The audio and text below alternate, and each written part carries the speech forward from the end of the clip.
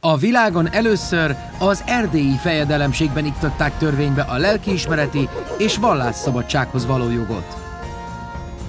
Tordai vallásbéke. A vallási türelem lényegében ismeretlen volt a középkori Európában. Ezért ítélték mágia halálra többek között a cseh Husz Jánost. Mindezen a reformáció térnyerése sem változtatott. A katolikus egyház üldözte az eretnekeket, akik eltértek tanításától, de Calvin János is egyetértett a Szent Háromságot tagadó Szervét Mihály megégetésével. Luther Márton fellépését követően a német-római birodalomban megkötött augsburgi vallásbéke kimondta ugyan az evangélikus vallás egyenjogúságát a katolikussal, de a szabad vallásválasztást és gyakorlást nem engedte meg. Az akié a föld, azé a vallás elv alapján az alattvalóknak követniük kellett a fejedelmek vallását. A református egyházat csak közel 100 évvel később a vesztfáliai béke idején vették be az elismert felekezetek közé. A protestantizmus a 3 részre szakadt Magyarországon is villámgyorsan terjedt.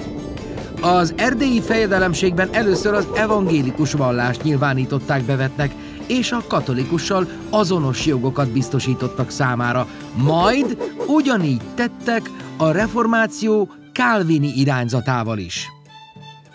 Az erdélyi reformáció harmadik ága akkor alakult ki, amikor a reformátusok egy része az unitáriusnak nevezett antitrinitárius, tehát Szent Háromság tagadó tanokhoz pártolt.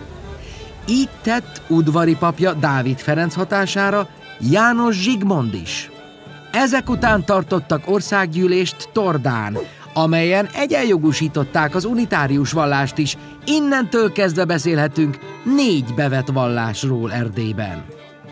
Az országgyűlés addig sehol nem ismert mértékben foglalta törvénybe a lelkiismereti és vallásszabadsághoz való jogot, pontosabban a gyülekezetek számára a szabad lelkészválasztást, a papoknak pedig az evangélium hirdetését saját tetszésük és értelmezésük szerint, mondván a hit Isten ajándéka.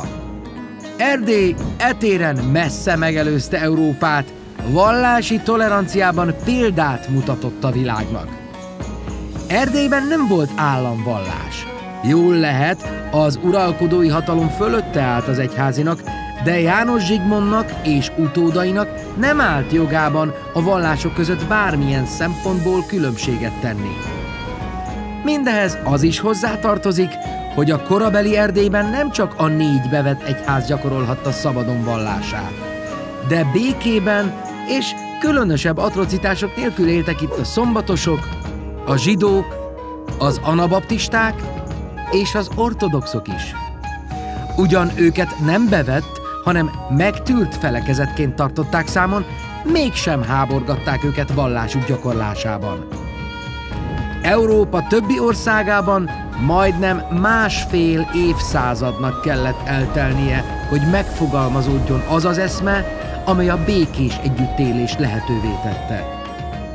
Összehasonlításképpen jegyezzük meg, hogy ugyanebben az időben történt Franciaországban a Szentbertalanéi vérengzés, amikor több 10 000 hugenottát, vagyis francia reformátust gyilkoltak meg.